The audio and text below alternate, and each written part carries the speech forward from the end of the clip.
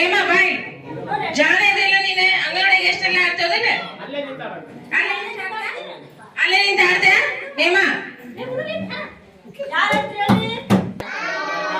Hello ಕಿರ್ನಹಳ್ಳಿ ಮಕ್ಕಳು ಬಾಳ ಒಳ್ಳೆ ಮಕ್ಕಳು ಕಿರ್ನಹಳ್ಳಿ ಮಕ್ಕಳು ಈಗ ನಾನು ನಿಮಗೊಂದು ಕಥೆ ಹೇಳ ಕಥೆ ಹೆಸರು ಬಂದು ಗಣಪತಿ ಹಬ್ಬ. ನಾವು ಪ್ರತಿ ವರ್ಷ ಗಣೇಶನ ಹಬ್ಬವನ್ನು ಆಚರಣೆ ಮಾಡ್ತೀವಿ ಅದಿಲ್ಲ. ಯಾವಾಗ ಆಚರಣೆ ಮಾಡ್ತೀವಿ ಅಂದ್ರೆ ಭಾದ್ರಪದ ಚೌತಿ ಎಂದು ನಾವು ಗಣೇಶನ ಹಬ್ಬವನ್ನು ಆಚರಣೆ ಮಾಡ್ತೀವಿ. ಆಗ ಏನ್ ಮಾಡ್ತೀವಿ, ನಾವು ಭಕ್ತರ ಮನೆಯಲ್ಲಿ ಗಣೇಶನಿಗೆ ಇಷ್ಟ ಆದ ಆಹಾರವನ್ನು ನಾವು ಮಾಡ್ತೀವಿ.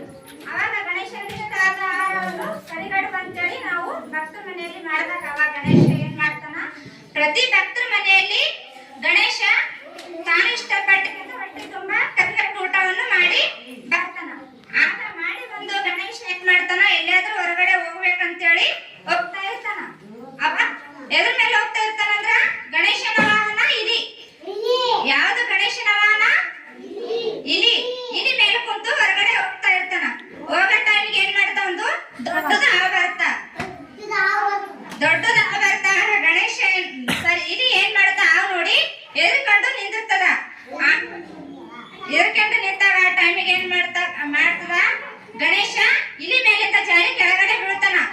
ಆಗ ಗಣೇಶನ ಹೊಟ್ಟೆಯನ್ನು ಒಡೆದು ಹೋಗುತ್ತ. ಗಣೇಶ ಇಷ್ಟಪಟ್ಟು ಚೆನ್ನಾಗಿ ಊಟ ಮಾಡಿರ್ತಾನಲ್ಲ, ಆ ಟೈಮಿಗೆ ಗಣೇಶನ ಬಿದ್ದಾಗ ಗಣೇಶನ ಹೊಟ್ಟೆಯನ್ನು ಅವ ಏನ್ ಮಾಡ್ತಾನ, ತುಂಬಾ ಇಷ್ಟಪಟ್ಟು ಆಹಾರ ಸೇವನೆ ಮಾಡಿ ಊಟ ಮಾಡಿ ಬಂದಿದ್ದೆ, ನನ್ನ ಹೊಟ್ಟೆ ಮತ್ತೆ ಅವೆಲ್ಲ ಆಹಾರವನ್ನು ಹೊಟ್ಟೆ ಒಳಗೆ ತುಂಬಿಕೊಂತಾನ.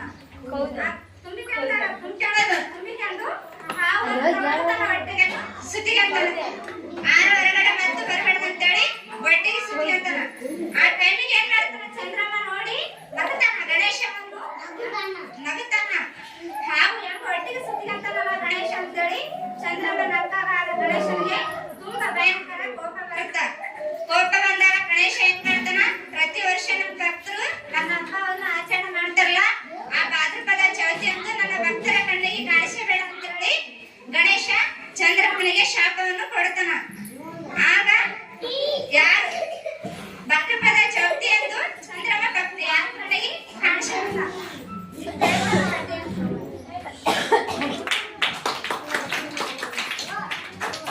ಬೌದ್ಧಿಕ ಶಕ್ತಿ ಬೆಳೀತದೆ, ಏಕಾಗ್ರತೆ ಬೆಳೀತದೆ ಅವರಿಗೆ.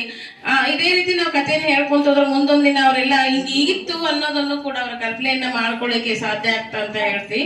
ಈಗ ನಮ್ಮೆಲ್ಲ ಅತಿಥಿ ಮೋದವರಿಗೆ ಒಂದು ಆಟ ಆಡಿಸ್ತೀವಿ, ಮ್ಯೂಸಿಕಲ್ ಚೇರ್, ಎಲ್ಲರೂ ಭಾಗವಹಿಸ್ಬೇಕೆಂದು ಅವರಲ್ಲಿ ಕೇಳಿಕೊಳ್ತಾರೆ.